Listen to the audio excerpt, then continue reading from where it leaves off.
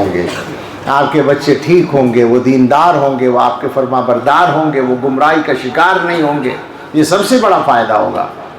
اور یاد رکھیں کاروبار کے سلسلے میں کوئی ایسا معاملہ نہیں نکلے گا قیامت تک جس کی رہنمائی شریعت میں نہ ملے۔ حضور صلی اللہ علیہ وسلم نے خود کاروبار کیا، صحابہ نے کاروبار کیا۔ ابھی میں دوپہر سنا رہا تھا کہ ایک صحابی حضرت حکیم ابن حزام رضی اللہ تعالیٰ عنہ، وہ کاروبار کی اتنی سمجھ رکھتے تھے کہ حضور علیہ الصلاۃ والسلام نے ان کو ایک دینار دیا کہ جاؤ بازار سے ایک بکری خرید کے لاؤ۔ اب وہ گئے بازار میں اور انہوں نے جا کر ایک دینار کی ایک بکری خریدی اور وہیں بازار میں رک گئے کچھ دیر، اور تھوڑی دیر کے بعد گھوم کے وہ بکری 2 دینار میں بیچ دی۔ پھر اس کے بعد 1 دینار کی ایک اور بکری خرید لی اور حضور کی خدمت میں لا کے پیش کر دی، ایک بکری اور 1 دینار۔ دینار بھی بچ کے آ گیا، بکری بھی آ گئی۔ حضور صلی اللہ علیہ وسلم نے پوچھا بھائی یہ کیا ہے؟ کہنے لگے جی میں نے 1 دینار میں بکری خریدی، اس کو 2 دینار میں بیچ دیا، پھر 1 دینار میں خرید لی دوسری بکری اور یہ دینار بچا کے لایا ہوں۔ تجارت اس طرح کی انہوں نے۔ حضور علیہ الصلاۃ والسلام نے وہ دینار تو صدقہ کر دیا ہے، تو حضور کی شان تھی۔ حضور صلی اللہ علیہ وسلم کے یہاں مال تو رکتا نہیں تھا، ارادہ ہی نہیں تھا روکنے کا، لیکن ان کو حضور نے برکت کی دعا دی۔ یعنی اس کا مطلب یہ کہ تجارت کی سمجھ ہے تمہیں، تو ان کو حضور علیہ السلام نے برکت کی دعا دی۔ باقی حضور کے ہاں چونکہ سونے چاندی کو سونے کی اجازت نہیں تھی، دن میں تو آ سکتا تھا، مال جو ہے دن میں آ جاتا تھا، مگر قیام کرنے کی اجازت نہیں، سونے کی اجازت نہیں تھی گھر میں، نہ سونے کو نہ چاندی کو۔ وہ یاد ہے نا عصر کی نماز کے بعد تیزی سے گئے گھر میں، صحابہ ڈرے کہ کوئی پریشانی ہے، پھر تھوڑی دیر میں تشریف لا کے فرمایا کہ وہ ایک سونے کا ٹکڑا رکھا تھا، یاد نہیں رہا تھا، ابھی یاد آیا تو میں نے سوچا کہ رات ہونے سے پہلے اسے خرچ کر دوں۔ یہاں سے میں نے یہ لفظ لیا ہے کہ حضور کے گھر میں سونے کو اور چاندی کو سونے کی اجازت نہیں تھی، رات ہونے سے پہلے پہلے آپ نکل جائیں۔ یہ تو اختیار تھا حضور کا۔ خیر تجارت آپ کریں گے، معاملات کریں گے، حضور صلی اللہ علیہ وسلم کا اتباع وہاں بھی آپ کے اوپر آتا ہے اور اس کا فائدہ زندگی بھر آپ کو ملے گا۔ یہ معاملات کی بات ہے۔ معاشرت، انسانوں کے ساتھ برتاؤ، حضور علیہ الصلاۃ والسلام کے طریقے پر اگر کرنا شروع کر دیں تو سچی بات ہے 80% مسئلے تو اسی کے ہیں۔ گھر والوں سے الجھن ہے، کچھ شوہر بیوی کے درمیان ہے، یا پڑوسیوں کے ساتھ ہے، یا رشتہ داروں کے ساتھ ہے، یا پارٹنروں کے ساتھ ہے، بھئی یہی سب چکر ہے۔ جو لوگ رسول اللہ صلی اللہ تعالیٰ علیہ وسلم کے طریقے کے مطابق انسانوں سے پیش آتے ہیں، انسانوں کے ساتھ برتاؤ، معاشرت جس کو کہتے ہیں، تو ان کا معاملہ بالکل بدل جاتا ہے اور انسانوں کا معاملہ ان کے ساتھ بدل جاتا ہے۔ پھر انسان یہ دیکھتا ہے کہ بھئی یہ آدمی تو بڑا شاندار ہے، یہ آدمی تو بڑا اچھا معاملہ کرتا ہے۔ حقیقت یہ ہے کہ غیروں کے ساتھ جہاں ہم رہتے ہوں وہاں خاص طور سے حالات کو ٹھیک کرنے کا سب سے شاندار نسخہ ہے کہ حضور علیہ الصلاۃ والسلام کی معاشرت کو اختیار کیا جائے۔ معلوم ہے نا یہودی سب سے بڑے دشمن شروع سے، حضور کے ساتھ تو ایسی ایسی دشمنی سیدھے سیدھے کی ہے، ڈائریکٹ کی ہے، زہر تک دیا ہے، حضور کو دینے کی کوشش کی ہے، جادو انہوں نے کیا حضور پر۔ اس کے باوجود پڑوس میں ایک یہودی رہتا تھا، کچھ دن نظر نہیں آئے تو حضور پوچھ رہے ہیں وہ کہاں گیا بھائی، ہمارا یہودی پڑوسی کہاں ہے، یعنی اس کی بھی فکر کر رہے ہیں۔ حضور علیہ الصلاۃ والسلام کا جو معاشرت کا طریقہ ہے وہ تو ساری دنیا کو، صحیح بات یہ ہے کہ اخلاق میں اسیر کرنے والا ہے، تو اس کو بھی سنت کے مطابق بنائیے، اتباع کیجئے۔ اور اسی کے ساتھ ساتھ اخلاق کا مطلب ہے وہ صفات جو آپ کے اندر ہیں، دل کے معاملات، دل کے اندر بڑائی نہ ہو، دکھاوا نہ ہو، حسد نہ ہو، تواضع ہو، اخلاص ہو، خیر خواہی ہو، یہ سب حضور علیہ السلام کے اتباع کے حصے ہیں۔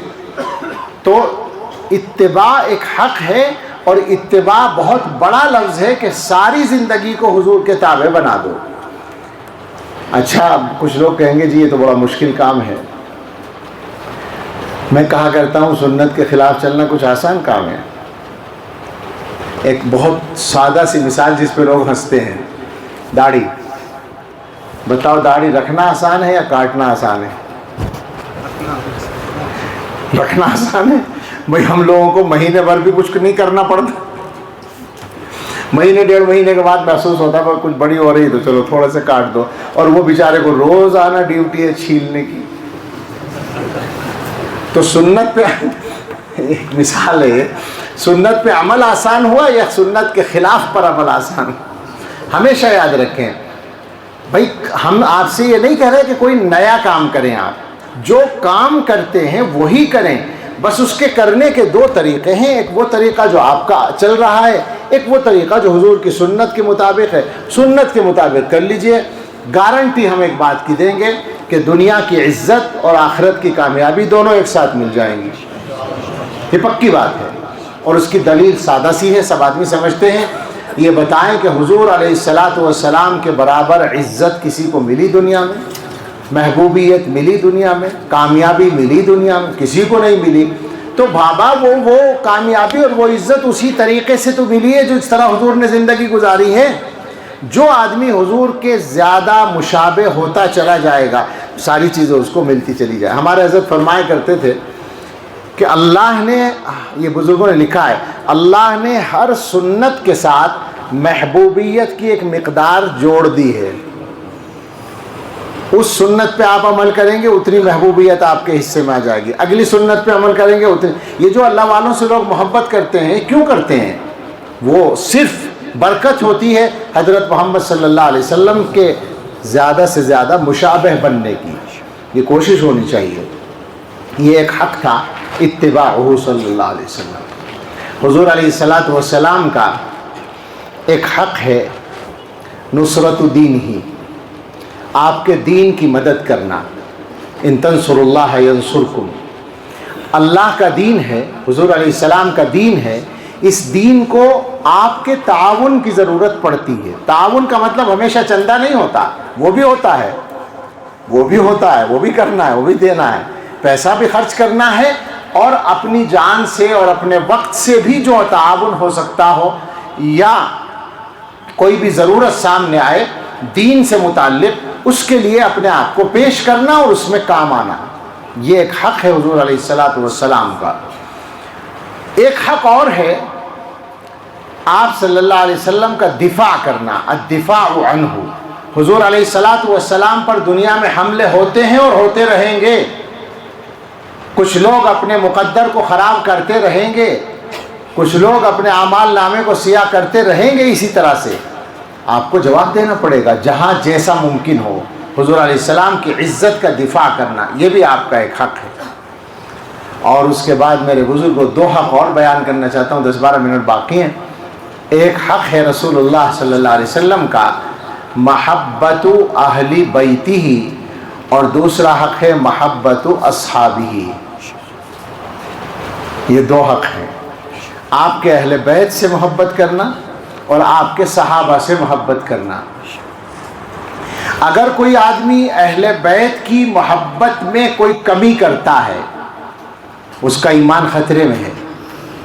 بالکل اسی طرح اگر کوئی آدمی صحابہ کی محبت میں کمی کرتا ہے، اس کا بھی ایمان خطرے میں ہے۔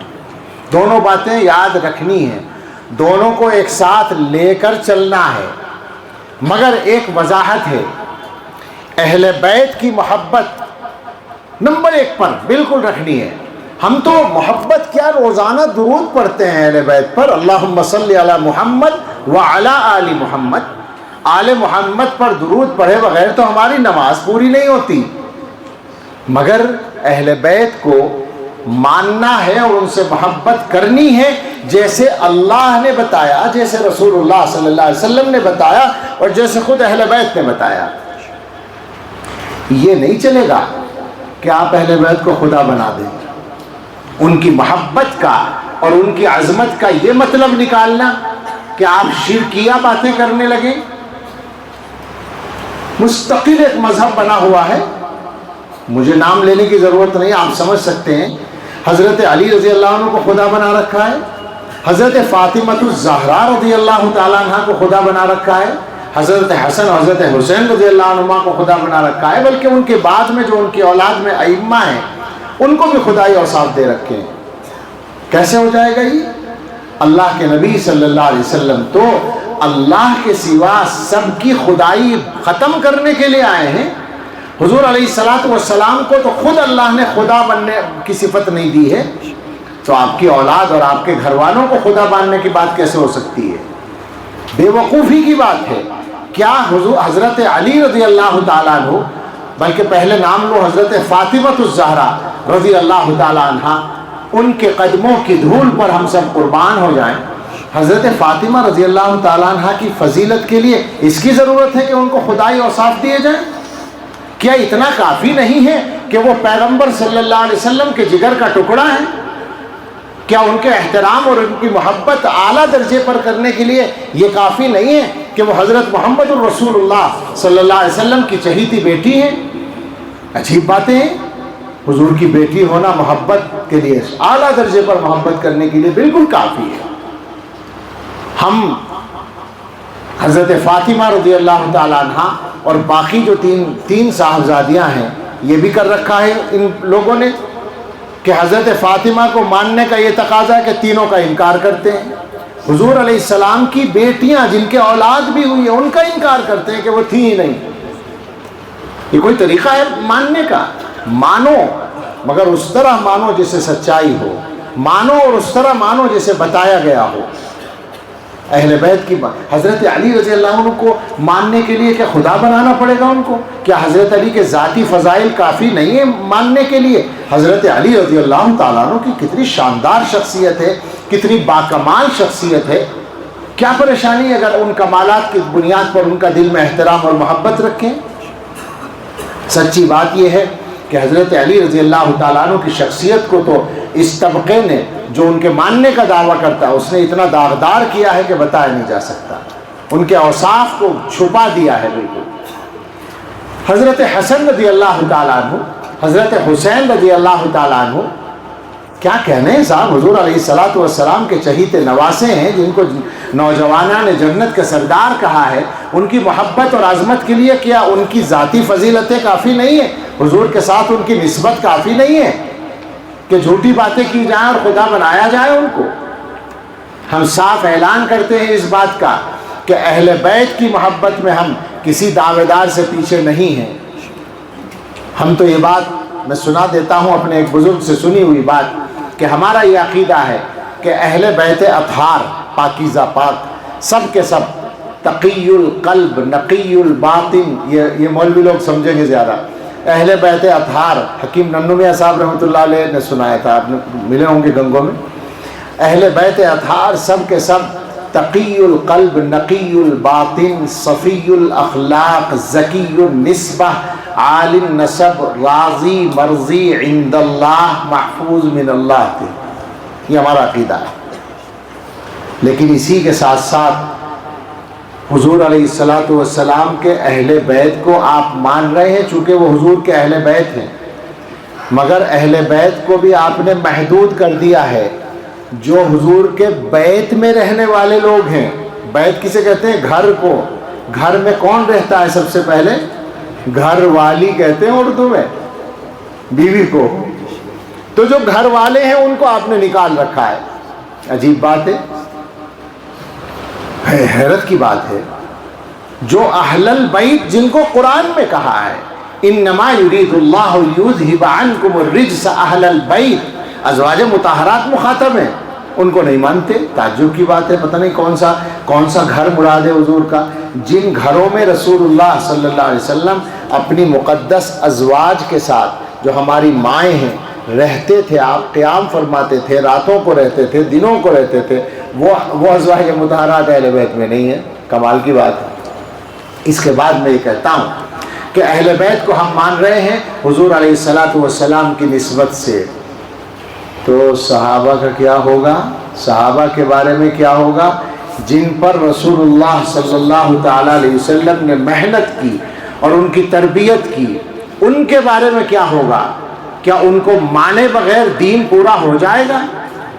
ایک بہت سادہ سی دلیل دیتا ہوں۔ مفتی صاحب یہ مدرسہ چلاتے ہیں، اگر کوئی آدمی یہ کہے کہ ان کے مدرسے کے پڑھے ہوئے بچے جو ہیں یہ پڑھائی میں بہت کمزور ہیں اور ان کا کردار بھی اچھا نہیں ہے، تو یہ اصل برائی بچوں کی ہوگی یا مفتی صاحب کی کمزوری ہوگی؟ یہی تو سمجھا جائے گا کہ بھائی ان سے تربیت کرنا نہیں آیا، نعوذ باللہ. یہ مثال ہے. ایک طبقہ مستقل یہ کہہ رہا ہے کہ نبی کے صحابہ نے یہ کیا اور یہ کیا اور یہ کیا. اس کا مطلب یہ ہوا کہ نبی صلی اللہ تعالی علیہ وسلم ان کی تربیت کرنے میں نعوذ باللہ نعوذ باللہ نعوذ باللہ کامیاب نہیں ہوئے. یہی تو نکلا نا مطلب. اور قرآن کہتا ہے کما ارسلنا فیکم رسولا منکم یتلو علیکم آیاتنا ویزکیکم. سارے علماء کہتے ہیں ہم نے رسول بھیجا ہے جو تمہارے سامنے قرآن کی آیات پڑھے اور تمہاری تربیت کرے. تمہاری کس کی؟ صحابہ کی. اللہ تعالیٰ کہہ رہے ہیں کہ رسول کی ڈیوٹی ہے تربیت کرنے کی، اور آپ کہہ رہے ہیں کہ ان کی تربیت صحیح نہیں ہوئی. تو اس کا مطلب کیا ہوا؟ اعتراض کس پر ہوا؟ اعتراض ہو گیا حضرت محمد الرسول اللہ صلی اللہ تعالی علیہ وسلم پر. کتنی خطرناک بات ہے. ایمان خطرے میں ہوتا ہے. اس لیے بالکل صفائی کے ساتھ یہ بات ہے، اس کو سمجھیں. یہ کوئی فرقہ واریت نہیں ہے.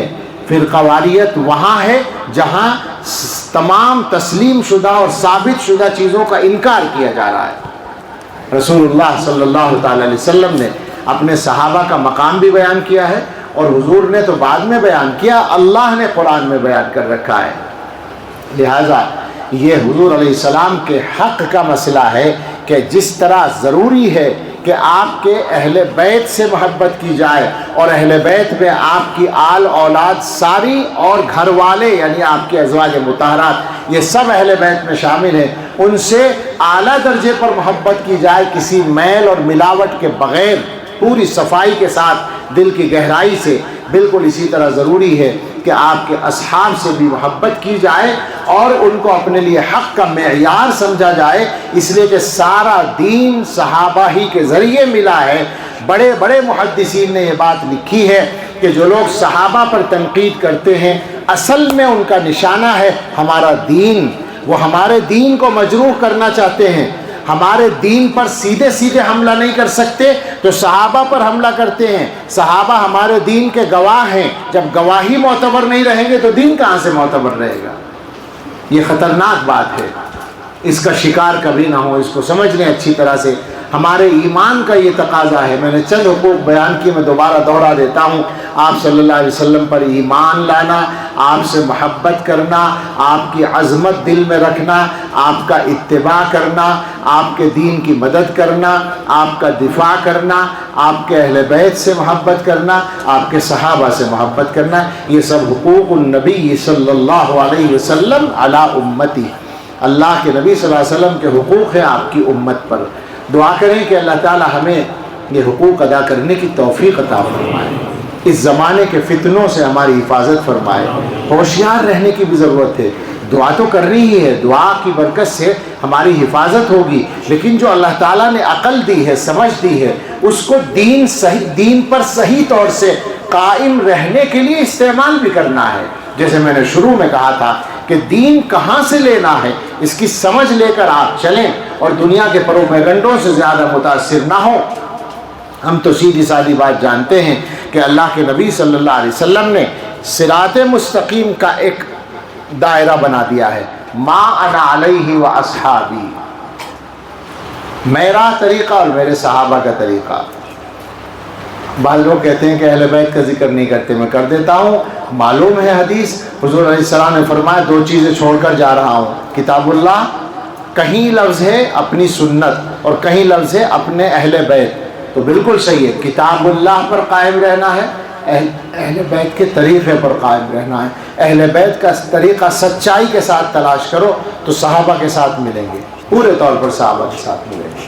لہٰذا یہ جو راستہ ہے حضور علیہ الصلاۃ والسلام کی سنت اور حضرات صحابہ کا طریقہ، یہ فریم ہے صراط مستقیم کا. اس کے اندر ہمیں رہنا ہے. اللہ تعالی ہم سب کو اس کی سمجھ بھی عطا فرمائے اور اس پر استقامت نصیب فرمائے. آمین. وآخر دعوانا الحمدللہ رب العالمین.